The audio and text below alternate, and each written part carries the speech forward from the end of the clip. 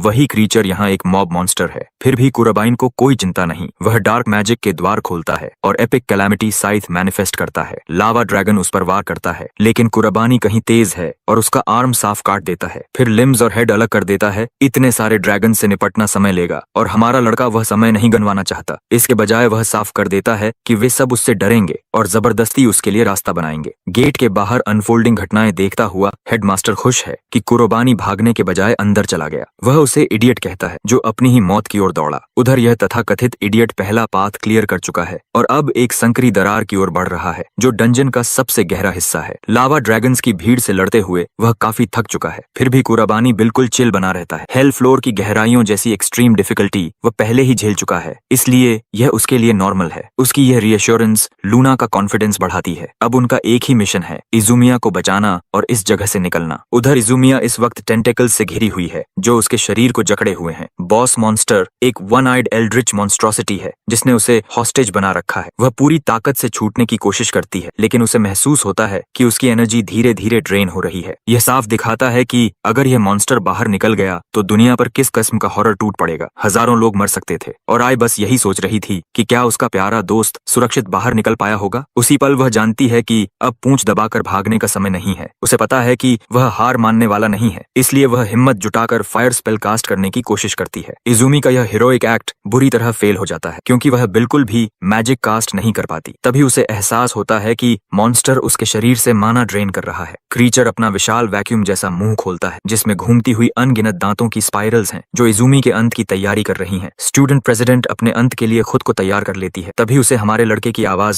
सुनाई देती है जो साइथ के साथ बिजली की तरह जूम करता हुआ आता है और क्रीचर की हॉर्नी टेंटिकल्स को काट डालता है। मॉन्स्टर दर्द से चीख उठता है और कुराबानी देर से पहुंचने के लिए माफी मांगता है। इजुमी की निराशा पल भर में गायब हो जाती है। उसकी जगह उम्मीद ले लेती है क्योंकि उसका प्रिय प्रोटेक्टर आ चुका है। सीन कट होकर स्कीमिंग हेडमास्टर पर जाता है जो गेट की स्थिति रिपोर्ट करता है और कुराबान के अंत की घोषणा करता है। उसका मास्टर चाहता है कि ये दोनों शक्तिशाली विजर्ड्स उसकी अबोमिनेशन का भोजन बने। कुराबाने अब तक के सबसे शक्तिशाली गेट मॉन्स्टर का सामना कर रहा है जबकि उसकी वॉनेबी गर्लफ्रेंड टेंटिकल्स में जकड़ी हुई हालात के हिसाब से काफी चिल दिख रही है। लूना उसे माना ड्रेनिंग टेंटिकल्स से सावधान करती है। यह एक अजीब मॉन्स्टर है, वैसा जिसे उसने न इस दुनिया में देखा था न पिछली में। फिर भी चाहे सामने कैसी भी वियर्ड लुकिंग सा आए थे, these hands are rated E for everyone. Creature एक टेंटिकल फेंकता है और हमारा लड़का इवेड करता है। माइडेयर में वह देखता है कि एक ही अटैक ने कितना बड़ा क्रिएटर बना दिया है। इसका मतलब एक हिट भी कुराबाने की मौत तय कर देगा। इसलिए उसकी बेस्ट बेट है मेन बॉडी पर तेजी से स्पैम अटैक्स करना। डार्क एट्रीब्यूट मैजिक एक्टिवेट करते हुए वह जायंट मॉन्स्टर को डोजन्स ऑफ लार्ज स्पाइक्स से चैलेंज करता है। डेडली क्लॉ फिर से कास्ट होती है। लूना को लगता है यह बॉस को मारने के लिए काफी है, लेकिन कुराबाने जानता है कि यह फ्यूडल एफर्ट है क्योंकि मेन बॉडी अब भी अनहार्म्ड है। रेज से धड़कता मॉन्स्टर चीखता है और अपने टेंटिकल्स जमीन में गहराई तक गाड़ देता है। यह एक अजीब मूवमेंट है। कुराबानी भी अगला अटैक प्रिडिक्ट नहीं कर पाता जब तक लूना पीछे से उभरती टेंटिकल के बारे में चेतावनी नहीं देती। उसकी वार्निंग से वह बच निकलता है, हालांकि इम्पैक्ट से ग्रेज्ड हो जाता है। सौभाग्य से यह डायरेक्ट हिट नहीं था, वरना अब तक पक चुका होता। फिर भी डार्क मैजिक हैक्स के बावजूद कुराबाना इस यूनिक मॉन्स्टर से निपटने में परेशान है और उसके अटैक पैटर्न्स समझ नहीं पा रहा। क्रीचर पीछे से फ्लैंक करने के लिए एक और टेंटिकल निकालता है। कुराबानी साइथ से उसे काट देता है। साइड से और भी टेंटिकल्स इरप्ट होने लगते हैं, हर दिशा से स्पैम करते हुए, लेकिन वह उन्हें सुशी की तरह काटता जाता है। गॉडेस की मैसेंजर उदास हो जाती है क्योंकि वह देख रही है कि यह आदमी ब्लैक गेट में घुसते ही नॉन स्टॉप लड़ रहा है। इसका मतलब उसका माना आना अब लिमिट के करीब है। उधर आई जिस तरह से टेंटिकल्स में फंसी हुई है वह ज्यादा देर जिंदा नहीं रह पाएगी। मेन बॉडी को डायरेक्टली कन्फ्रंट करने की समस्या यह है कि कुराबन टेंटिकल से घिर सकता है जो उसकी मौत बन जाएगा। तभी वह फैसला करता है, फक इट, वी बॉल। वह साइथ फेंक देता है और मॉन्स्टर को घूरते हुए इनसेन स्पीड से मेन बॉडी की ओर लॉन्च करता है। लूना बेबस और घबराई हुई देखती रह जाती है। जैसा अंदाजा था, मॉन्स्टर कई टेंटिकल्स से उसे स्वार्म करता है। जवाब में वह दोनों हाथों से ग्रिम ईटर कास्ट करता है। डायमेंशनल क्रैक्स खोलकर सारी टेंटिकल्स निगल लेता है। फिर उन्हीं टेंटिकल्स का सहारा लेकर वह मेन बॉडी की ओर दौड़ता है। मॉन्स्टर को डिफेंस में जाने पर मजबूर करता है। करबाइन ये मौका हाथ से जाने नहीं देता। वह फिर से डार्क मैजिक टैप करता है, दर्जनों पोर्टल्स खोलता है और ब्लाइंड एज स्पेल से एनर्जी ब्लास्ट बरसाता है। सारे डिफेंसेस कट जाते हैं और मेन बॉडी पूरी तरह वल्नरेबल हो जाती है। कुराबाने छलांग लगाकर उसके विशाल आई के सामने पहुंचता है और अंत की घोषणा करता है। फाइनल अटैक के रूप में वह अपनी सारी बची माना इकट्ठा कर ultimate spell lost force cast करता है। मॉन्स्टर की आंख में घूंसा मारते हुए डैमेज इतना होता है कि बॉस दर्द से फट पड़ता है। उसकी टेंटिकल्स अस्तित्व से मिटने लगती हैं और अयूमिया भी उनकी पकड़ से आजाद हो जाती है। फाइट खत्म हो चुकी है और स्टूडेंट प्रेसिडेंट आसमान से नीचे गिरती है। उसका नाइट इन शाइनिंग आर्मर उसे सुरक्षित पकड़ लेता है। कुराबाइन उसकी हालत चेक करता है और वह मुश्किल से बोल पाती है, फिर भी ऐसे मुस्कुराती है जैसे इसी आदमी की पत्नी बनने वाली हो। और अब बेस्ट पार्ट,